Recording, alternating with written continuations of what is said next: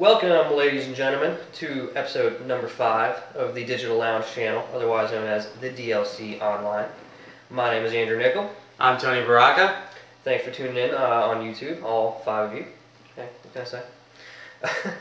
It would be our actual website with a full-length podcast, but we can't afford it. Yep, so we're still working on that. But thanks for tuning in. As always, you can reach us at thedlconline@gmail.com with any questions, comments, concerns, or hate mail, as always. You know, I sent you a hate mail.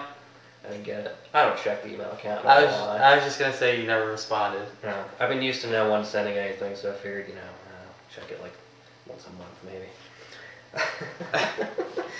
In any case, probably not as fun a show as we did last week, but we've got some good information, some good news to cover this week, and we've got some fun stuff in the end to throw in there for you. So not as many pictures this week, but we'll do our best to keep you entertained. We're going to cover some stuff ranging from a moron who stole an Xbox and decided to tell the person he stole about it.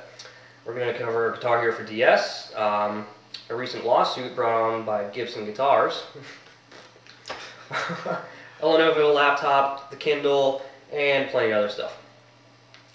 So why don't we just get right into it? Go for it, man. First story of the day. This has been all over the internet, all over Dig. This has been huge. Biggest Dig story of the week.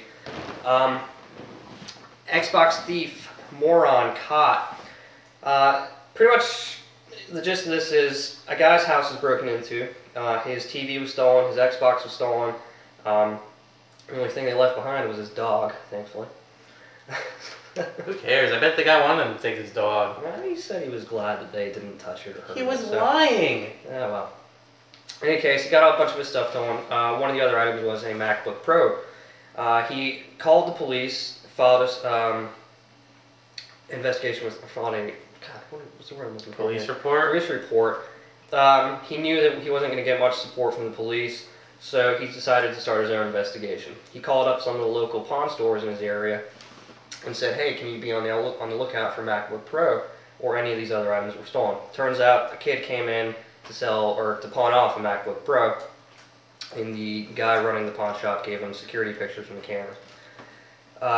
He did a little more investigation. Turns out this kid's account, he went into work the next day. His people he worked with heard the news about his house getting broken into, and they decided to put some money together and buy him an Xbox. Very nice gesture. He goes home, plugs his Xbox in, and finds a voicemail saying, this was actually from the assailant, I guess you can call him, saying, hey, basically, I stole your Xbox, you suck, you can buy it back from me if you want. A moron. So he reported this to Microsoft, did a little searching on Google and everything. It's all over the internet. They found his screen name, they found his MySpace account, they found his YouTube account. I checked a couple hours ago, they'd actually found his home address, his home phone number, his girlfriend's phone number. His Flickr account. His Flickr account, which actually had some nude pictures on it, by the way. Hysterical. Embarrassing. Yeah, It showed his shortcomings. Yeah. Well, I didn't look at those pictures. Maybe you did, but... You told me exactly what the pictures were of. I don't know what you're talking about. Any case... kind of a bonehead move by this kid thinking he was going to get away with an Xbox and a MacBook and a TV and all this stuff. Just goes to show you there's a lot of vigilante justice out there on the internet, so I think a lot of people on Dig and a lot of people on the internet have done a good job. Did you just say vigilante justice? Yeah, the police weren't doing anything. I mean... A vigilante is like the Punisher. Not a bunch of nerds running around and looking at somebody's credit card information. He's 16, isn't a credit card. Still, I think it's kind of cool. The police really didn't do their part. They had an open and shut case in front of them that they could have solved very quickly. And everyone on the internet just crowded together and got this kid. So, still developing at the moment. We'll see what happens the next day or so. But pretty interesting article, I thought. It's actually, believe it or not, I actually checked it right before the show. I didn't tell you about it because I wanted to talk about myself. They added a small update to it. The guy who had his Xbox stolen actually feels that this kid now bought the Xbox from the actual robber and then tried to sell it. But the victim will be contacting this kid's parents, so it still sucks for that kid. Yeah. So, what an idiot, though. What an idiot. Okay.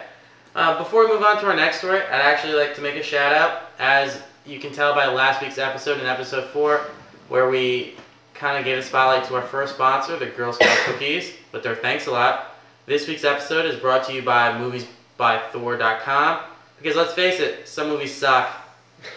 But really, some movies don't suck, and you got to be able to differentiate. Yep. So I think we've dropped Thor's name a few times on the podcast.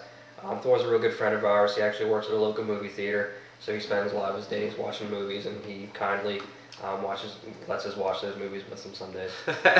But Movies by Thor, Movies by Thor. He's got a lot of reviews up there. Every movie he goes sees reviews.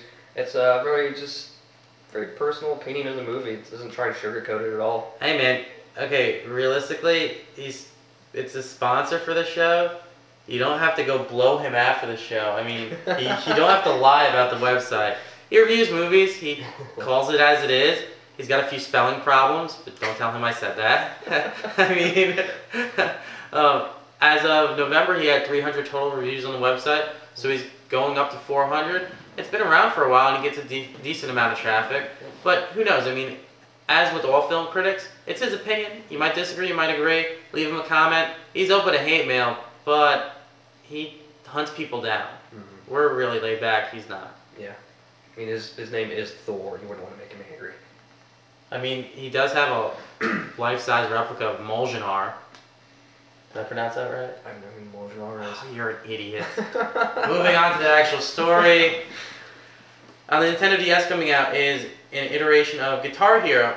One might wonder, how can the DS support a game where you actually use a replica guitar, however plastic and toy-like it might feel? The solution to this problem is a harmonica-like attachment to the DS cartridge slot, the GBA slot. Yep. However, the difference is you only have 4 fret buttons, green, red, yellow, and blue. So they truncated orange, kind of like the pinky toe that you don't need through Evolution. They truncated that, and later. Yeah. I mean, just look at it here. I mean, I know they've said that the strumming is going to be done on the touch screen, but I'm not sure how that's going to work. I mean, you use a stylus and you use one hand. That just seems like it's going to be pretty difficult to do. I mean, what do you want? You hold it and you strum, and you play with your left hand because it's naturally going to be made for left-handed people. Or I'm sure if you flip your DS around, you can play right-handed and strum with your left hand. Well, that was the other question. Some people were saying, well, what about... Yeah. So, yeah, only 4 buttons. I don't know how I feel about it. It's a sort of neat peripheral, I guess, but... I mean, how many songs can they possibly fit on a DS cartridge? They can fit as many as they want. It's not like... All it is look at Phase on your iPod.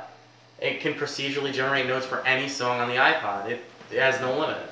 Sure. And they can do whatever they want. However, though, how ridiculous do you want to look out scribbling your stylus around and tapping buttons on the side of your DS? Yeah. That's what it basically boils down I'm to. not sure if the answer to this. How would you, what about star power? How would you... Yeah, I guess I could have a tilt thing in it. I don't know. Tilt function? No? I heard, because I'd heard a rumor, some guys said that there was a rumor that to initiate star power, you'd have to yell into the microphone, which I really wish DS games would stop doing that. Well, okay, I mean... It's enough that you're playing a DS in public, which is fine, but then you have to yell into the microphone. It's just embarrassing. Well, believe it or not, it's... I guess my example of star power was a sort of liberal... I mean, it could be. It's more of a throwdown, they say. Throw down. You don't actually throw it down, but you throw down.